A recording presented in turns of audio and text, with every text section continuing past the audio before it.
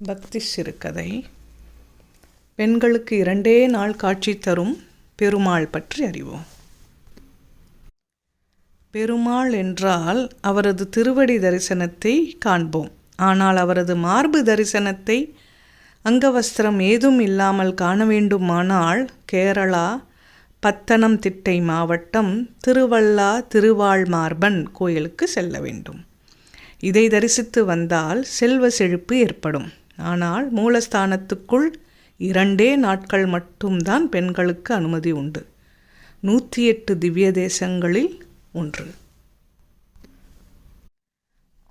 தல வரலாறு. கேரளாவில் உள்ள சங்கரமங்கலம் கிராமத்தில் சங்கரமங்கலத்தம்மையார் என்ற பதிவிரதை வாழ்ந்தார்.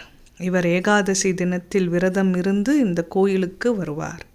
மறுநாள் துவாதசி அன்று துறவிகளுக்கு அன்னதானம் செய்வார். இவர் வரும் வழியிலுள்ள காட்டில் வசித்த தோளாகாசுரன் என்பவன் இந்த அம்மையாரை கோயிலுக்கு செல்ல விடாமல் மறைவாக இருந்து அவரே அறியாமல் துன்பம் விளைவித்தான். இதை பெருமாளிடம் அம்மையார் முறையிட்டார்.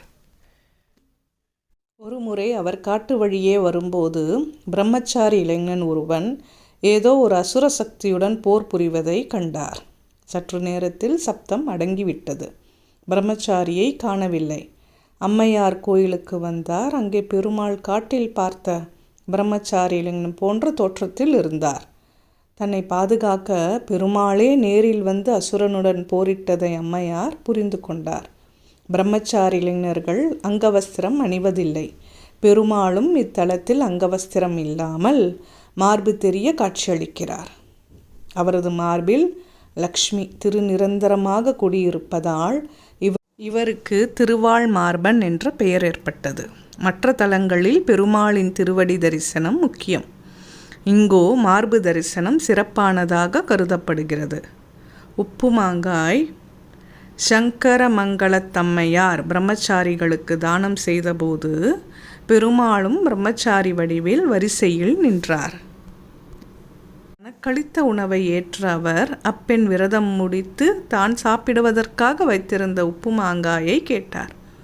அவள் அதை பாக்கு மரத்தின் இலையில் வைத்து பெருமாளுக்கு அளித்தார். இதன் அடிப்படையில் தினமும் கமுகு இலையில் சாதமும் உப்புமாங்காயும் சுவாமிக்கு நைவேத்தியம் செய்யப்படுகிறது. தாயார் செல்வத்திருக்கொழுந்து நாச்சியார் தனி சன்னதியில் அருள்பாலிக்கிறார். சிறப்பம்சம் பெருமாள் இங்கு பிரம்மச்சரிய விரதம் அனுஷ்டிக்கிறார். எனவே ஐயப்பன் கோயிலைப் போல இங்கும் பெண்களுக்கு அனுமதி இல்லை. மார்கழி திருவாதிரை அன்றும் சித்திரை விஷு அன்றும் இவரது மார்பு தரிசனம் விசேஷம் என்பதால் இந்த நாட்களில் மட்டுமே மூலஸ்தானத்துக்குள் பெண்களை அனுமதிப்பார்கள். மற்ற நாட்களில் வெளியில் நின்று சுவாமியை பார்க்கலாம். இத்தலத்தில் சந்தனத்துடன் விபூதியும் தரப்படுவது விசேஷம். மார்கழி திருவாதிரை அன்று சிவன் இவரது கோலத்தை காண வந்தாராம். அதன் அடிப்படையில் விபூதி கொடுப்பது வழக்கமாயிற்று.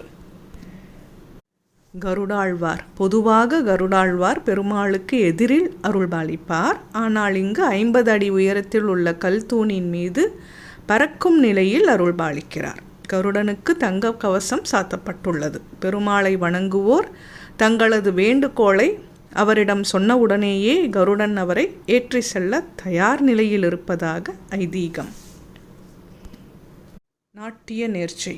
குழந்தை பாக்கியம் வேண்டுபவர்கள் கேரளாவின் பிரசித்தி பெற்ற கதகளி நிகழ்ச்சியை கோயிலில் நேர்ச்சையாக நடத்துகிறார்கள்.